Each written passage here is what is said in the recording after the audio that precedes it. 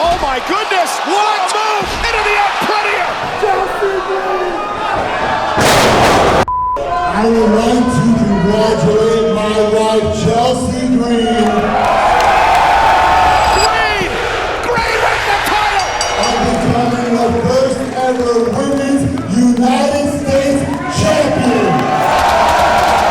That means that I am officially one half of the WWE Women's United States Champion! A few moments later. Chelsea's better! Chelsea's better! Chelsea's better!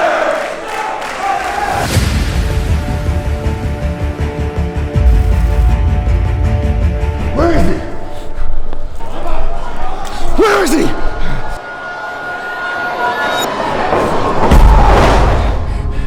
That's on me. That's on me. I should have expected that, right? I say I'm always ready. I should have expected that! Well, because I looked up to you. You were one of the reasons I got into this business. You're on my goddamn birthday cake! But now, you made this personal. It was just business. It was just me, trying to get that opportunity, that brass ring, that Ring of Honor World title. But now, you literally invaded my turf. You don't need to be here. You're getting that fat paycheck. I work for this shit every single weekend. I was there Wednesday. I had an indie show Thursday, Friday, Saturday. I am the indie god. And you just stroll in here, right? You just stroll in here with that back, trying to leech off my buzz. And that's why you're my idol. That's why I look up to you. I want to be just like you, Chris. Except just a little bit better.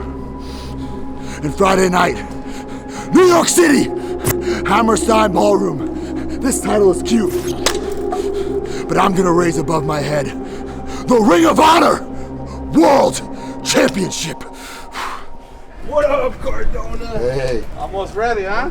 Always ready, motherfucker. Almost ready? You fucking serious, bro? I'm almost ready. So my schedule has been slammed, which is a good thing. I'd rather be on the road, working my ass off, tired and sore, than sitting home doing nothing. My social media is like, I have too much content. I have all these indie shows to promote. I have pictures and videos from the matches. I have all the AEW stuff, the Ring of Honor stuff. So this month has been very tiring, but very, very rewarding.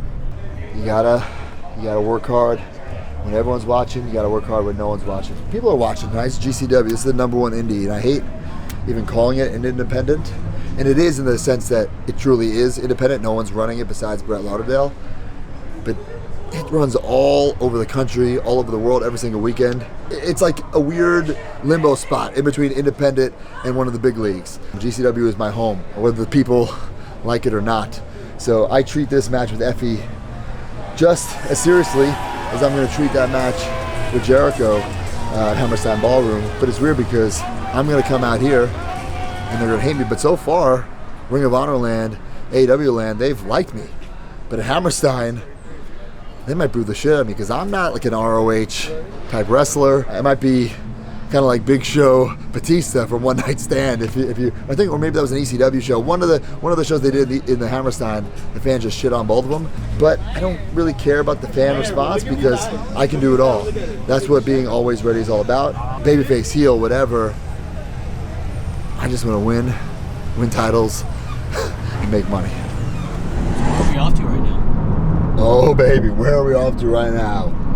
The famous, the world famous Ukrainian Cultural Center, a building, I use that term loosely, a venue. I've had a lot of important moments in my career, a lot of my maybe favorite moments in my career in this venue. By the way, locker room is a fucking alley. You'll see it. This is it. It may look like just an alley, and it is, but it's also the locker room, the world famous Ukrainian Cultural Center. I think it might be fucking locked. You gotta go around anyway, but this is it. All the legends have changed in this alley. Brian Myers, X-Pac, Matt Cardona, Chelsea Green, Frankie Kazarian, you name it. They've been here. And all the fans, they can watch it change, watch it piss. Yeah, that's it. See that? Between the two dumpsters, that's where you piss. I'm not joking. We met though? Oh yeah. And fucking New Mexico too. Hey, don't get my... Yeah, he's like, look at what we did. This is the bathroom here. I'm like, yeah, thanks for the invite. Fuck, man. GC Dub. Here we are. The Ukrainian Cultural Center. We're here. Our dreams come true. Brian Myers and I, we debuted our Major Players Tag Team in this arena. Chelsea Green and I had a mixed tag team match in this arena. I became the indie god in this arena. I wrestled Nick Nemeth in this arena. I tell them they're an F town, but LA's an A town. I love coming to LA. I love coming to the Ukrainian Cultural Center. I don't love, not having a locker room. So here we are. Alley. People think I'm joking when I say the locker room's an alley. It's not a joke. We're here. Ukrainian Cultural Center. Match 2. Show starts in 40 minutes. Getting ready in a fucking alley. I don't know how I'm gonna warm up, stretch, but it is what it is, right? You have to be always ready. Like, what if I got this AEW call and I wasn't in shape, or I wasn't tan, or I wasn't busting my ass on the indies to generate a response, the kind of response that I did when I came out on these shows. I was get the holy shit chants again, because the fans know, the diehard fans know, they're watching, they're on the internet, they're on social media. You can't just love this business when things are going your way. You have to love this business when things are not going your way, when things absolutely suck. This is one of the biggest opportunities in my career, one of the biggest opportunities in my life. In a couple weeks, Chris Jericho, Ring of Honor, oh my God, it's a week away. It's less than a week away. Ring of Honor, World Title, Hammerstein Ballroom. But then a month from then, January 19th, GCW, Hammerstein Ballroom. So I got 2 of the biggest shows, not only of the year, but of my career, coming right up. So the schedule's jam-packed. But, this is what I signed up for. Hey, Matt Cardona, boss. Hey, what's up, Could dude? you sign my cards, bro, please? You got $40? I'll give you 20, bro. You got a pen? I do have a pen. This is a fucking big pen? What is this? Oh, no, it's a Sharpie. They're Sharpie. I got 2 of them. You can pick whichever card, bro. I've had them since I was a little ass kid, bro. Right there. This pen is definitely going to be shitty.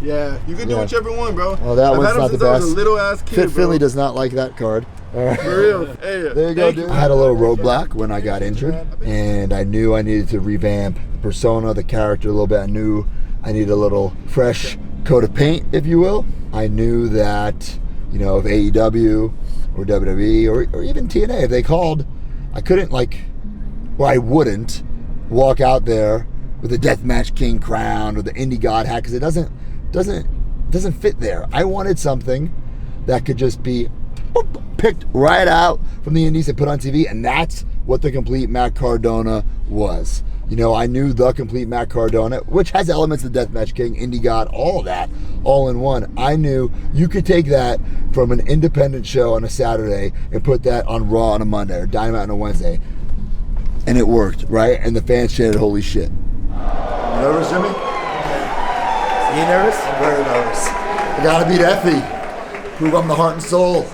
Chelsea won a title tonight. I'm in the Ukrainian Cultural Center with Jimmy Lloyd.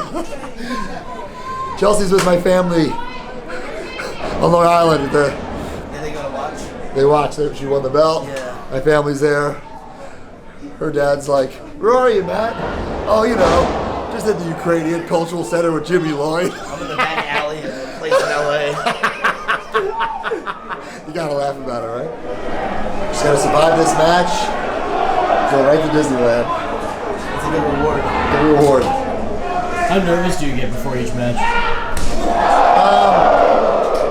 I get nervous before every match. I don't know who said it, but I heard something once that once you stop getting nervous, you should retire.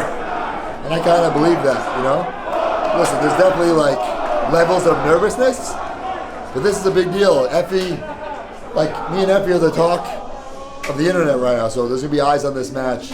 Maybe they're not watching live, but they're gonna see like, well, what happened last night, you know? So this is important. Jericho was one of my favorites in WCW. I loved him. I'll never forget his WWE debut, the Y2J Countdown. I remember watching it. My friend Mike Manusama's house. He was one of my favorites. The shiny blue, silverish entrance shirt. I wore that when I did backyard wrestling. And when I was in 9th grade, my parents, they took me to WWF New York, which was a restaurant in Times Square, New York City. And I had a birthday cake with Chris Jericho on it.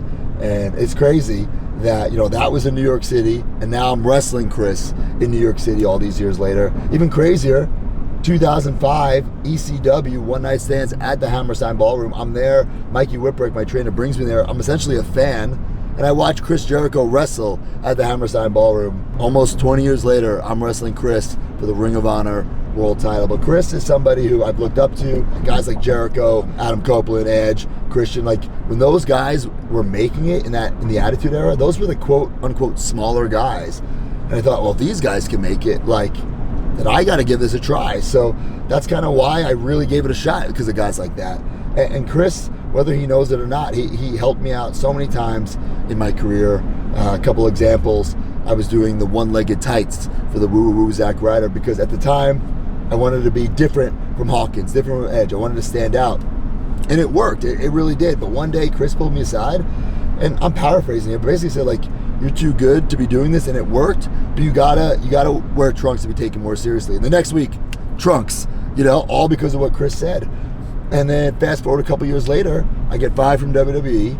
I had my AEW debut, and I knew, okay, Zack Ryder's dead. He's dead. It's gonna be Matt Cardona, right?